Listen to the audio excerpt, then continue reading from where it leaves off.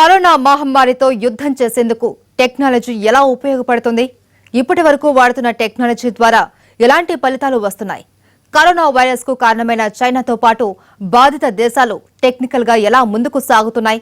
రాబోయే రోజుల్లో టెక్నాలజీ ఉపయోగం ఎలా ఉండబోతుంది? ఇప్పుడు చూద్దాం. ఇప్పటివరకు కరోనాకు మందు కనిపెట్టలేకపోవడం, రోజురోజుకి ఆ మహమ్మారి ఊహించిన విధంగా విజృంభిస్తుండడం ఇప్పుడు ప్రపంచ దేశాలను వణికిస్తోంది. దాంతో కరోనాకు వ్యాక్సిన్ కనుగొనేందుకు సైంటిస్టులు ప్రయత్నిస్తున్నారు. ఇప్పటికే అమెరికాతో పాటు చైనా కూడా వ్యాక్సిన్ కోసం ట్రయల్స్ ప్రారంభించింది. అయితే ఆ వ్యాక్సిన్ పూర్తి స్థాయిలో డెవలప్ చేయడానికి సంవత్సరానికి పైగానే సమయం పడుతుందని అమెరికా చెబుతోంది.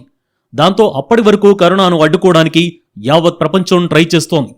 నిర్బంధం, లాక్డౌన్ల అమలుతో పాటు కోవిడ్-19 మహమ్మారి నుంచి ప్రజలను కాపాడుకోవడానికి అనేక దేశాలు సాంకేతిక పరిజ్ఞానం వైపు చూస్తున్నాయి.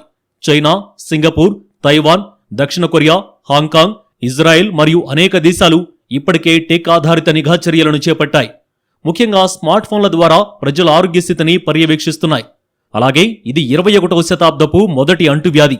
ఇక్కడ సమాచార సాంకేతిక పరిజ్ఞానం, సోషల్ మీడియా మరియు కృత్రిమ మేధస్సు యొక్క పూర్తి శక్తి అవసరమని ప్రపంచ ఆరోగ్య సంస్థ కూడా చెప్పింది. ప్రపంచ దేశాలన్నీ కోవిడ్-19 అరికట్టేందుకు లాక్డౌన్ పాటిస్తూ సాంకేతిక పరిజ్ఞానాన్ని ఉపయోగిస్తున్నాయి. నేడు టెక్నికల్ గా చాలా అడ్వాన్స్ గా ఉండడంతో నూతన సాంకేతికతను వాడుకొని కరోనాను కొంతవరకైనా అడ్డుకునేందుకు మరింత కృషి చేస్తోంది. అందుకోసం పలు సంస్థలు కొత్త ఆవిష్కరణలు చేస్తున్నాయి. ఇక కరోనా తగ్గుముఖం పట్టిన చైనాలో టెక్నాలజీ ఎంతగానో ఉపయోగపడింది. పరిశుభ్రత కోసం డ్రోన్లు, ఐసోలేషన్ వార్డులలో రోబోట్లు, ప్రత్యేక స్టెథోస్కోప్స్ వంటివి కరోనాను కట్టడి చేయడంలో ఎంతగానో తోడ్పడ్డాయి. కరోనా వైరస్ కోసం వ్యాక్సిన్ అభివృద్ధి చేయడానికి 20కి పైగా సాంకేతిక మరియు శాస్త్రీయ సంస్థలు పనిచేస్తున్నాయి. అలాగే ప్రముఖ ఐఐటీలతో పాటు పెద్ద సంస్థలు కరోనా నిలుపుదల కోసం టెక్నాలజీ పరంగా ఇంకా ఎలా ముందుకు వెళ్లగలం అనే దానిపై పరిశోధనా కేంద్రాలను ఏర్పాటు చేశాయి. అయితే ఇప్పటి వరకు ఎక్కువగా ఉపయోగిస్తున్న సాంకేతిక పరిజ్ఞానంలో మొబైల్ లొకేషన్ ట్రాకింగ్ వంటివి వాళ్ల సమాచారాన్ని స్వీకరించడానికి ఉపయోగపడుతున్నాయి. దీని ద్వారా ప్రజల ఆచూకీని గుర్తించడం, కరోనా నిర్ధారణకు ముందు ఆ వ్యక్తి ఎక్కడికి వెళ్లాడు, ఎంతమందిని కలిశాడు అనేది కీలకంగా పనిచేస్తుంది. ఇప్పటికే ఇజ్రాయెల్ తమ దేశ పౌరుల 30 రోజుల వ్యక్తిగత డేటాను పరిశీలిస్తోంది. దక్షిణ కొరియా, చైనా, తైవాన్ కూడా లొకేషన్ ట్రాకింగ్ వైడ్ను ఉపయోగించాయి. యూకేలో ఒక స్టార్టప్ సంస్థ కరోనా సిమ్టమ్ ట్రాకర్ను స్వయంగా తెలియజేసేందుకు వీలుగా ఒక యాప్ను డెవలప్ చేసింది. ఈ యాప్ కోవిడ్-19 సిమ్టమ్ ట్రాకర్గా ఇతర విషయాలతో పాటు అధిక ప్రమాదం ఉన్న ప్రాంతాలను గుర్తించడంలో సహాయపడుతుంది. దక్షిణ కొరియాలో కరోనా 100M అనే యాప్ అందుబాటులో ఉంది. ఇది కరోనా రోగుల లొకేషన్తో పాటు వైరస్ సోకిన వ్యక్తికి 100 మీటర్ల లోపు వస్తే హెచ్చరిస్తుంది. ప్రపంచవ్యాప్తంగా ప్రస్తుతం ఎక్కువగా ఉపయోగించే పరికరం ఇన్ఫ్రారెడ్ థర్మామీటర్. ఇది బాడీ టెంపరేచర్ను తాకకుండానే సూచిస్తుంది. ఈ థర్మామీటర్లను చాలా సంస్థలతో పాటు విమానాశ్రయాలు, railway stations, shopping malls, IT సంస్థలు విరివిగా ఉపయోగిస్తున్నాయి. ఇక చైనాలో ప్రతి 300 మీటర్ల దూరంలో బాడీ టెంపరేచర్ను కొలిచారు.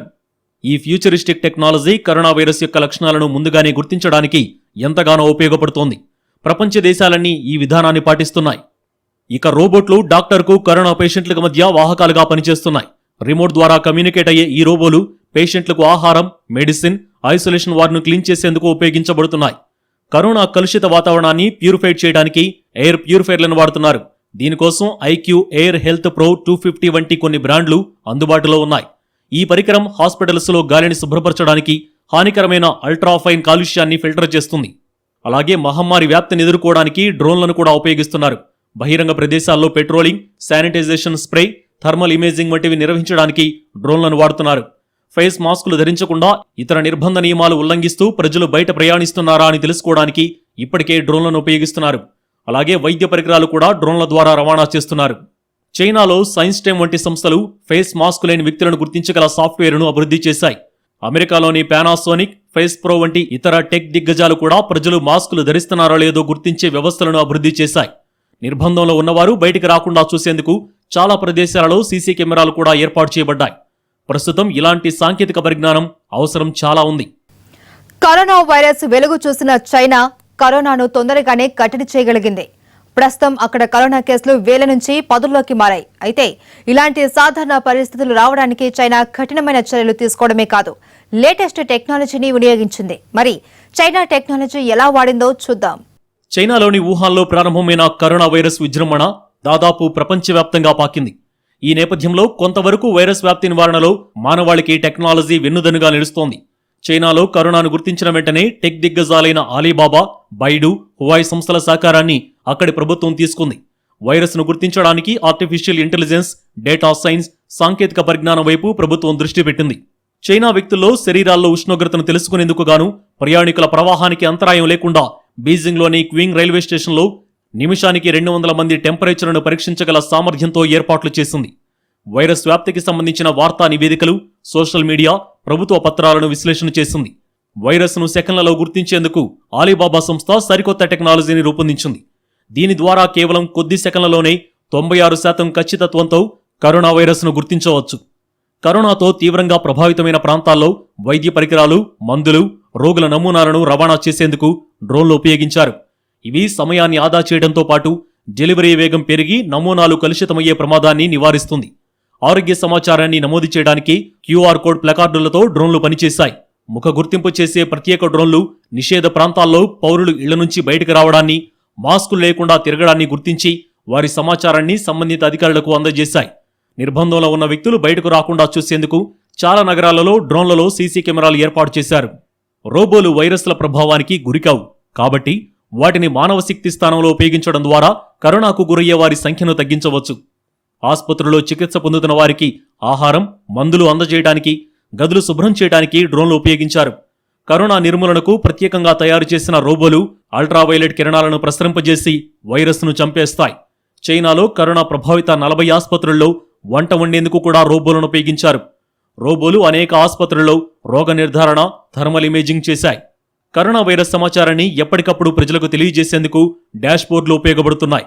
వ్యాధి వ్యాప్తి, ప్రాంతాల వారీగా సమాచారాన్ని ఇందులో చూడొచ్చు. అలాగే ప్రజల కదలికలను గుర్తిస్తుంది. వైరస్ సోకిన వ్యక్తితో సంబంధాలున్న వారిని గుర్తించొచ్చు. వైరస్ బారిన పడిన వివరాలను ఫోన్లకు సందేశాల ద్వారా పంపి ఆయా ప్రాంతాల్లోని ప్రజలను చైనా ప్రభుత్వం అప్రమత్తం చేసింది. ఆ సందేశాల్లో ఆయా వ్యక్తుల ప్రయాణ వివరాలను పొందుపరిచారు. వైరస్ ప్రభావిత ప్రాంతాలు, వ్యక్తులతో ఎవరు ఎంత సమయం గడిపారో తెలుసుకోవచ్చు. దీనివల్ల వైరస్ ఉన్నవారితో కలిసిన వారిని గుర్తించడం చాలా ఈజీ అయింది. చైనా ప్రభుత్వం ఆలీబాబా, టెన్సెంట్ సంస్థలతో కలిసి కలర్ కోడెడ్ హెల్త్ రేటింగ్ సిస్టమ్ను అభివృద్ధి చేసింది. వ్యక్తుల ప్రయాణ, వైద్య చరిత్రల ఆధారంగా ఆకుపచ్చ, పసుపు, ఎరుపు రంగులను ప్రజలకు కేటాయిస్తుంది. ఒక వ్యక్తిని నిర్బంధించాలా, బహిరంగ ప్రదేశాల్లోకి అనుమతించాలా అనేది ఈ కోడ్ ఆధారంగా నిర్ణయిస్తారు. ఆలీబాబా పే, హ్యాండ్స్ పే వాలెట్ల ద్వారా ప్రతి ఒక్కరూ తమ స్మార్ట్ ఫోన్ ద్వారా లాగిన్ కావాల్సి ఉంటుంది. మెట్రో స్టేషన్లు, కార్యాలయాలు, బస్టాండ్లలో ఏర్పాటు చేసిన క్యూఆర్ కోడ్ను ఉపయోగించిన తర్వాత గ్రీన్ కలర్ కోడ్ ఉన్నవారిని మాత్రమే ప్రజా రవాణాలో అనుమతిస్తారు. చైనాలో పాపులర్ మెసేజింగ్ యాప్ వీచాట్ ద్వారా ఉచితంగా ఆరోగ్య సలహాలు, ఆసుపత్రుల వివరాలు అందజేశారు. ఈ యాప్ ద్వారా ఆన్లైన్లో ఉచితంగా వైద్య సలహాలు పొందవచ్చు. రవాణా, పర్యాటక రంగంలో సేవలందించే సంస్థలు ప్రత్యేకంగా చాట్బాట్స్ను ఏర్పాటు చేసుకున్నాయి. పర్యాటకులకు ప్రయాణ వివరాలు, సేవల్లో అంతరాయాలు గుర్తించి తెలియజేసేందుకు ఇవి ఎంతగానో ఉపయోగపడ్డాయి. కరోనా ప్రభావంతో ఆరోగ్య సంరక్షణ నిపుణుల కొరత ఎదుర్కొంటున్న చైనాకు డ్రైవర్ రహిత వాహనాలు ఎంతగానో ఉపశమనం కలిగించాయి. ప్రజలను సంప్రదించే సమయంలో వైరస్ ప్రభావితమయ్యే అవకాశం అధికంగా ఉంటుంది. ఈ వాహనాల ద్వారా మందులు, ఆహార పదార్థాలు, ప్రజలకు అవసరమైన వస్తువులను పంపిణీ చేయడం సులభమైంది. ప్రధానంగా వీధులను శుభ్రపరిచేందుకు, ఆసుపత్రుల్లో పారిశుద్ధ్య కార్యక్రమాలకు వీటిని వినియోగించారు. కరోనా బాధితుల సంఖ్య పెరగడంతో వైద్య సిబ్బందితో పాటు ఆసుపత్రిలోని పరిపాలనా సిబ్బందిపైన పనిభారం పెరిగింది. దీనిని తగ్గించేందుకు బ్లాక్ చైన్ టెక్నాలజీని ఉపయోగించారు. కరోనా రోగులకు సంబంధించిన ఆసుపత్రి బిల్లులు, ఆరోగ్య బీమా పాలసీల ప్రాసెస్ను వేగవంతం చేయడంలో నూతన టెక్నాలజీ ఉపయోగపడింది. దీని ద్వారా ఆసుపత్రి సిబ్బంది, చికిత్స పొందుతున్న వారి మధ్య ముఖాముఖి చాలా వరకు తగ్గిపోయింది. ఇలా చైనా టెక్నికల్గా కరోనాను అడ్డుకుందని చెప్పొచ్చు. ఇక చైనా తర్వాత కరోనా సోకి విలవిల్లాడుతున్న ఇటలీ, స్పెయిన్, అమెరికా వంటి దేశాలతో పాటు మిగతా దేశాలు కూడా కరోనా కోసం నూతన టెక్నాలజీ వాడుతున్నారు. అమెరికాలో సరికొత్త టెక్నాలజీని డెవలప్ చేస్తున్నారు. ఏదో ఓ రకంగా కరోనాకు కళ్లెం వేసేందుకు ప్రపంచ దేశాలు ఆలోచిస్తున్నాయి. లాక్డౌన్ వంటి చర్యలకు టెక్నాలజీ కృషితో కరోనా మహమ్మారిని తరిమికొట్టేందుకు ప్రయత్నిస్తున్నారు. ప్రపంచ దేశాలతో పాటు ఇండియాలోనూ కరోనా వ్యాప్తి చెందుతుంది. ప్రస్తుతం లాక్డౌన్ పాటిస్తున్న భారత్ కూడా కరోనాను కంట్రోల్ చేసేందుకు టెక్నాలజీని వాడుతుంది. మరి దేశంతో పాటు మన రాష్ట్రాల్లో సాంకేతిక ఆవిష్కరణలు ఎలా ఉన్నాయో చూద్దాం. దేశవ్యాప్తంగా రోజురోజుకి కరోనా బాధితుల సంఖ్య పెరుగుతోంది. అటు అనుమానితుల సంఖ్య క్రమేపీ పెరుగుతోంది. ఈ పరిస్థితుల్లో కరోనా పేషెంట్లకు చికిత్స అందించడం, క్వారంటైన్లో ఉన్నవారిపై నిఘా ఉంచడం ప్రభుత్వాలకు పెద్ద సవాల్గా మారింది. క్వారంటైన్లో ఉన్నవారు ఇళ్ల నుంచి బయటకు వస్తే కరోనా వ్యాప్తి చెందే ప్రమాదం ఉంది. అందుకే క్వారంటైన్లో ఉన్నవారు బయటకు రాకుండా చూసుకోవడం పెద్ద ఛాలెంజ్. ఈ నేపథ్యంలో సాంకేతిక పరిజ్ఞానం ఎంతో అవసరంగా మారింది. కర్ణాటక ప్రభుత్వం ప్రతి గంటకి ఒకసారి క్వారంటైన్లో ఉన్నవారు సెల్ఫీ దిగి క్వారంటైన్ వాచ్ అన్న యాప్లో పంపాలని ఉత్తర్వులు జారీ చేసింది. దీంతో వారు ఇంట్లోనే ఉన్నారా లేక మరెక్కడైనా ఉన్నారా అన్నది ఆ ఫోటోలో లొకేషన్ ట్రాక్ చేస్తే తెలుస్తుందని నిపుణులు అంటున్నారు. కేంద్ర ప్రభుత్వం కూడా ఆరోగ్య సేతు యాప్ను విడుదల చేసింది. ఈ app Bluetooth technology, artificial intelligence ద్వారా ట్రాక్ చేసేందుకు, సమాచారం అందించేందుకు ఉపయోగపడుతుంది. స్మార్ట్ ఫోన్లు, ఇతర సమీప పరికరాలను స్కాన్ చేసి కనెక్ట్ చేయడానికి బ్లూటూత్ను ఉపయోగిస్తున్నారు. క్వారంటైన్లో ఉన్న కరోనా వైరస్ పేషెంట్లను మన తెలుగు రాష్ట్రాల్లో టెక్నాలజీ సాయంతో పర్యవేక్షిస్తున్నారు. ఇందుకోసం జియో లొకేషన్ ద్వారా నిఘా పెట్టాయి. జియో లొకేషన్ అంటే వారి ఫోన్ నుంచి వచ్చే సిగ్నల్ని కోవిడ్-19 యాప్ ద్వారా ట్రాక్ చేయవచ్చు. అలాగే కొత్త ఆవిష్కరణల దిశగా కొన్ని సంస్థల ప్రయత్నాలు జరుగుతున్నాయి. దీన్ని ఒడిసిపట్టుకునేందుకు తెలుగు రాష్ట్రాలు ప్రయత్నిస్తున్నాయి. ముఖ్యంగా మెషిన్ లెర్నింగ్, ఏఆర్, వీఆర్ సాంకేతికతలు ఆరోగ్య రంగంలో ప్రముఖ పాత్ర పోషించనున్నాయి. కొత్త ఆలోచనలతో వచ్చిన సంస్థలలో బ్లూసెమీ అనే సంస్థ వైర్లెస్ థర్మల్ సెన్సార్లను రూపొందించింది. గుంపులుగా ఉన్న వ్యక్తుల్లో ఎవరికైనా నిర్ణీత శరీర ఉష్ణోగ్రతకు మించి ఉంటే ఇది వెంటనే కనిపెడుతుంది. దీనికోసం నీమ్ అనే ప్రత్యేక పరికరాన్ని రూపొందించింది ఈ సంస్థ. మొబైల్ యాప్కు బ్లూటూత్తో అనుసంధానమై సమాచారాన్ని చేరవేస్తుంది. ఆరోగ్య సంరక్షణ కార్యకర్తలు తక్కువ సమయంలో సమాచారాన్ని సేకరించేందుకు, వారు ఇన్ఫెక్షన్ల బారిన పడకుండా ఇది తోడ్పడుతుంది. మారుత్ డ్రోన్స్ సంస్థ దాదాపు 20 కిలోమీటర్ల పరిధిలో క్రిమినాశిని రసాయనాలను వెదజల్లేందుకు వీలుగా డ్రోన్లను వినియోగిస్తోంది.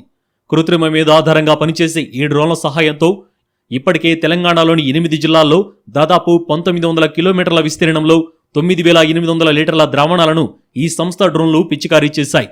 గుంపులుగా ఉన్నవారిని గుర్తించి హెచ్చరించడం, జ్వరంతో ఉన్నవారిని కనిపెట్టడంతో పాటు మందులను సరఫరా చేయడం వంటి వాటిలోనూ ఈ సంస్థ సేవలను అందిస్తోంది. ఈ సంస్థ ఆంధ్రప్రదేశ్ ప్రభుత్వంతో కలిసి పనిచేస్తోంది.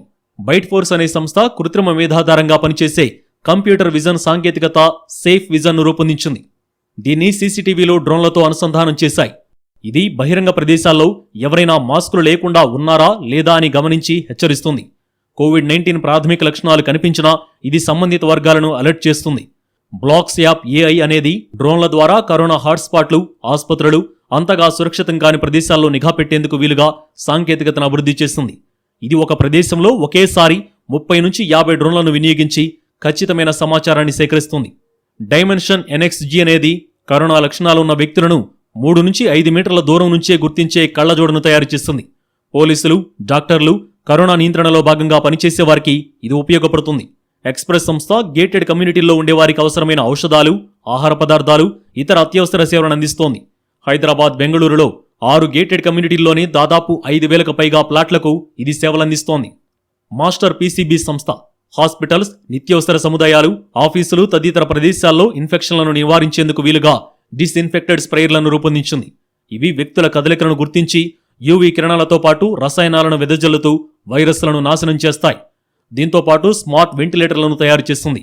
ఇక టెరిక్ సాఫ్ట్ అనే సంస్థ ఒక వ్యక్తి దగ్గినా, మాస్కు లేకుండా కనిపించినా ఒక ప్రాంతంలో గుంపులుగా నిలబడిన వారిని గుర్తించడం, దూరం నుంచే శరీర ఉష్ణోగ్రతను గుర్తించడం లాంటి కంప్యూటర్ విజన్ సాంకేతికతను అభివృద్ధి చేసింది. వీటితో పాటు కాగ్నిగిర్ అనేది కరోనా బాధితులు కోలుకున్న తర్వాత వారి పరిస్థితి ఎలా ఉంది, తిరిగి ఏదైనా ఇబ్బందులు వస్తున్నాయా అనేది నిరంతరం పర్యవేక్షించేందుకు ఒక పరికరాన్ని రూపొందించింది. దీంతో పాటు 2 సరికొత్త వెంటిలేటర్లను కూడా తయారు చేస్తుంది. ఇవి బయట నుంచి ఆక్సిజన్ సిలిండర్, యంత్రం అవసరం లేకుండా పూర్తిగా స్వతంత్రంగా పనిచేస్తాయి. దీంతో పాటు పోర్టబుల్ థర్మల్ సెన్సార్ను ఆవిష్కరించింది. ఇక చాలా సంస్థలు ఇలాంటి నూతన ఆవిష్కరణల కోసం ప్రయత్నిస్తున్నాయి. ఇక సీసీటీవీలను కూడా ఇందుకోసం వాడుతున్నారు. కేరళలోని పతనమిట్ట జిల్లాలో ఓ 3 కుటుంబ సభ్యులు ఇటలీ నుంచి తిరిగి వచ్చిన తర్వాత కోవిడ్-19 బారిన పడ్డారు. దాంతో స్థానిక అధికారులు సదరు పాజిటివ్ వచ్చిన వ్యక్తులు ఎక్కడెక్కడికెళ్లారు, ఎవరెవరిని కలుసుకున్నారు, వారం ముందు ఇన్ఫర్మేషన్ను వారు ఉన్న ప్రాంతాల నుంచి సీసీటీవీ ఫుటేజ్లను పరిశీలించి దాదాపు 900 మందిని గుర్తించారు. ఇక అన్ని దేశాల్లో లాగే మన దేశంలోనూ రోబోట్స్ను వాడబోతున్నారు. ఇప్పటికే తమిళనాడు, కేరళ, రాజస్థాన్ వంటి రాష్ట్రాలు రోబోట్స్ను రంగంలోకి దింపాయి. ప్రస్తుత పరిస్థితుల దృష్ట్యా కరోనా కట్టడి కోసం సరికొత్త టెక్నాలజీ అవసరం ఎంతగానో ఉంది.